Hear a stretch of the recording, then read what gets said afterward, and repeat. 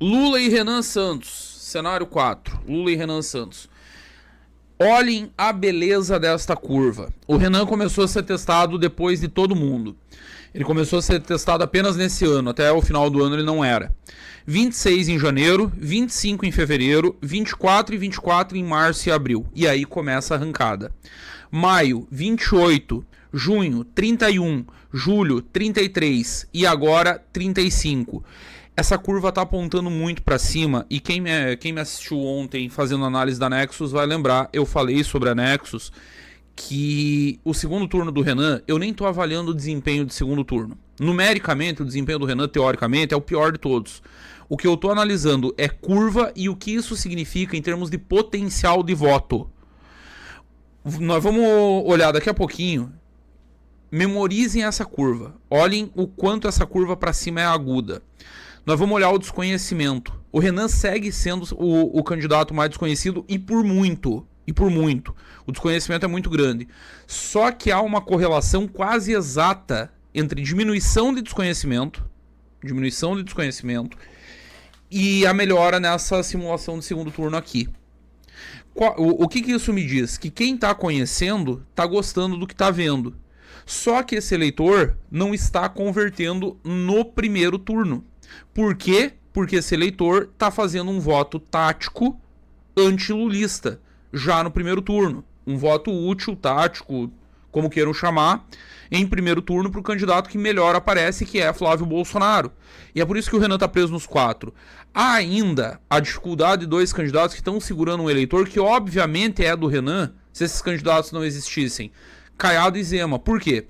São eleitores que não querem votar no Flávio. Se quisessem, já estariam votando. O Flávio, inclusive, aparece à frente do Zema em Minas. Em Minas. E bem à frente, não é por pouco. Não é por pouco. Se esses dois saem, o Renan tá batendo nos 10. Se Caiado e Zema não fossem candidatos, o Renan já teria 10 agora. Ele já teria. Ele não conseguiu pegar o eleitor de terceira via.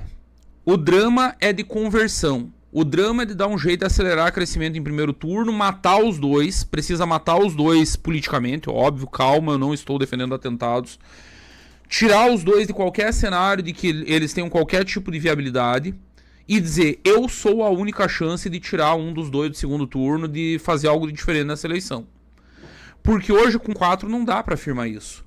Agora, com essa curva aqui, o potencial está subindo e está subindo rápido. E vocês vão ver na hora que nós analisarmos aqui rejeição, conhecimento e desconhecimento, que não subiu a rejeição junto com o conhecimento. O que seria esperado, tá? Se acontecer, não vai ser nenhum absurdo. Se vier uma rejeição maior com o conhecimento aumentando, é natural. É natural, vai chegar em eleitor do Lula, vai chegar em eleitor do Bolsonaro, e é natural que essas pessoas conheçam e rejeitem porque é adversário do Lula e Bolsonaro. Mas não está acontecendo até agora. Então essa curva aqui é impressionante. É impressionante. Aí nós vamos para definição de voto. Você nota que a eleição está começando a funilar. Isso aqui é um pouco preocupante. 70% basicamente estão dizendo que a decisão de voto já é definitiva nessa altura. Só 30% podem mudar. Está começando a funilar. Agora, isso aqui que eu queria ver com vocês, que eu falei que torna aquela curva mais impressionante, que é o conhecimento, potencial de voto e rejeição de lideranças. O Lula conhece e votaria 43% em abril, 44% em maio, 45% em junho, 47% em julho, foi o melhor momento dele, que é o pior do Flávio também, não coincidentemente, voltou para 45% agora. Flávio Bolsonaro, 39% em abril, isso aqui é potencial de voto, tá?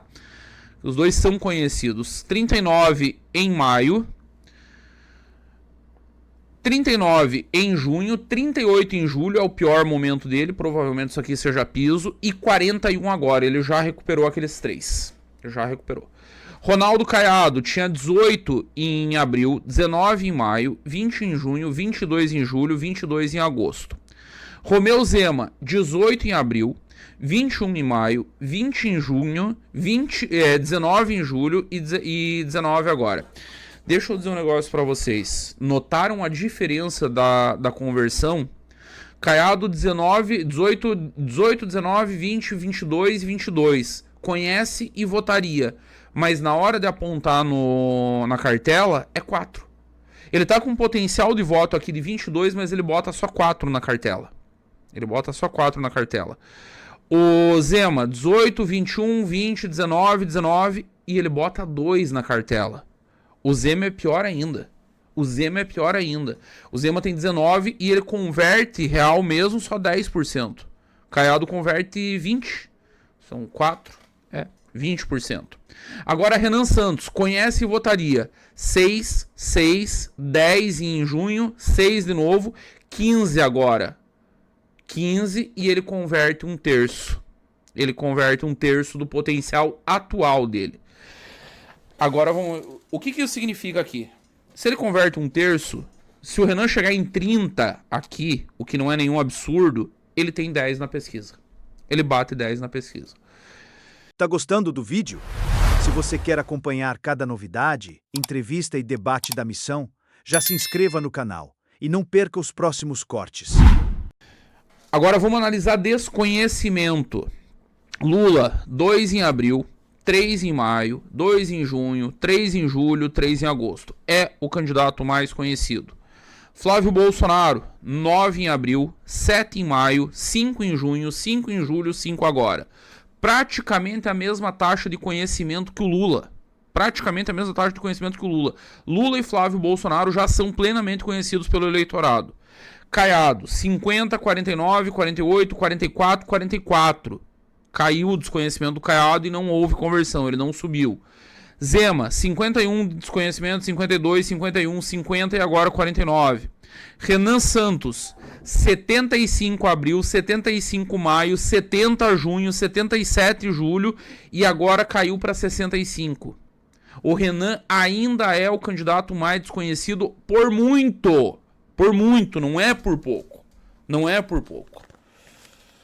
Vamos falar agora de rejeição de verdade. Conhece e não votaria. Lula, 55% em abril, 53% em maio, 53% em junho, caiu para 50% em julho. Essa aqui de julho é a única em que o Lula teria uma chance, ainda que remota, de ganhar a eleição. E subiu de novo agora para 52% em agosto. 52% dos eleitores dizem que conhecem o Lula e não votariam.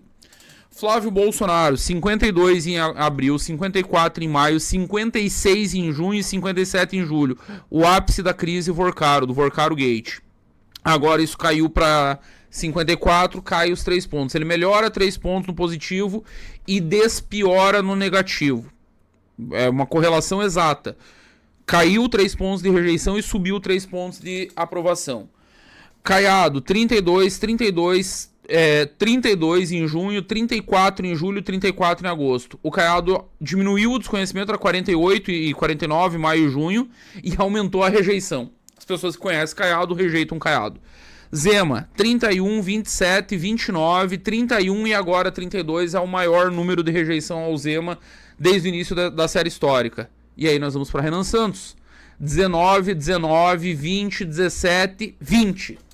Mesma. Diminuiu o desconhecimento, aumentou o potencial de voto. Ele saiu de 6 originalmente para 15 agora, o potencial de voto dele, e não aumentou a rejeição. Renan Santos, se lê isso aqui direito, não tem como comemorar mais do que o que a pesquisa Genial Quest trouxe. Não tem. Os dados são muito, muito positivos. Tem um problema, que é o problema que eu acabei de falar para vocês. Eu vou dar por encerrado a leitura desse relatório aqui, que o que importa já foi. Até poderia ficar aqui mais tempo, mas eu quero responder Superchat, Live Pix e depois eu vou pegar a estrada para ir num velório. O drama é o tal do voto útil. O drama é a sensação de que só o Bolsonaro vence o Lula, só o Lula vence o Bolsonaro e o voto que fica preso nessas duas candidaturas por conta da polarização. O drama são as candidaturas de Caiado e Zema que, por menos competitivas que sejam, estão atrapalhando e não é pouco o crescimento. Já teria os 10 sem as duas candidaturas e eu trabalhava com um cenário em que os dois não seriam candidatos. Como eu já disse aqui na segunda-feira, minha decepção com o Caiado é imensa. O Caiado está fazendo serviço do lulismo, está contribuindo com o governo, está ajudando a vida do Lula no Centro-Oeste. Eu nunca imaginei ver um negócio desse. E o Zema, né? Pra quem assistiu o Poderoso Chefão, uma cena fantástica no final do filme que o Dom Vito fala com o Michael e diz que não desejava aquela vida pra ele, que ele tinha pensado que seria outra coisa. O Santino, beleza, eu sempre imaginei que seria isso. Mas você, eu imaginei que quando chegasse a tua vez, seria senador Corleone, governador Corleone. E o Fredo? Ah, o Fredo. O Zema, né? O Zema. O drama é convencer que pode ser competitivo, converter mais em primeiro turno, conseguir descolar de Caiado e Zema, chegar nos 10 até o final do mês e ampliar arco de alianças. O que significa ampliar arco de alianças? Quando se fala em aliança na política, as pessoas tendem a reduzir isso à aliança partidária que se faz na convenção. Ah, o PT tá aliado com o PSB, o PL não tá aliado com ninguém, é chapa pura. Arco de alianças não é só isso. Arco de alianças é aliança econômica, é aliança religiosa, é aliança midiática, é aliança em várias frentes. Vou dar o exemplo de 2018, Jair Bolsonaro. PSL não existia, partideco de merda. O vice, o Mourão, PRTB, existe menos ainda. Tempo de TV, inexistente. Mas o Jair Bolsonaro de 2018 tinha um belíssimo arco de alianças. Ele tinha o agronegócio, que estava com ele. Ele tinha setores empresariais urbanos importantes com ele. Ele tinha políticos do Centrão que montaram palanques para ele por todo o Brasil. Palanques independentes de partido. É desse arco de alianças que eu falo quando eu digo que o drama para a candidatura do Renan Santos é ampliar o arco de alianças. É preciso que esse arco seja ampliado, que Zema e Caiado sejam soterrados, eles precisam estar soterrados, moídos, acabados até o final do mês. E não se faz isso na porradaria, tá? Antes que alguém, cabeça quente... o problema é Zema e Caiado, então vamos começar a bater neles. Não é isso. Tem algo que a ciência política explica, especialmente em relação ao Brasil, de modo vasto, é que a agressão direta não funciona. O Duda Mendonça falava do quem bate perde. As pessoas não entenderam também. Não é bem assim. O que o Duda queria dizer é que geralmente quem vai pra porradaria é quem já tá fudido. Aí não tem mais nada pra perder, começa a bater e vai perder de qualquer jeito e ainda vai sair com uma imagem negativa.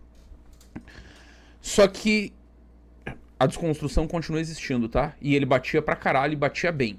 O Duda Mendonça sabia bater como poucos. João Santana também. Acho que até na arte de bater o João Santana é melhor que o Duda. Só que o que acontece quando você vai pra porradaria explícita? E MBLers já devem ter sentido isso com o bolsonarismo. São 10 anos aí de briga, basicamente.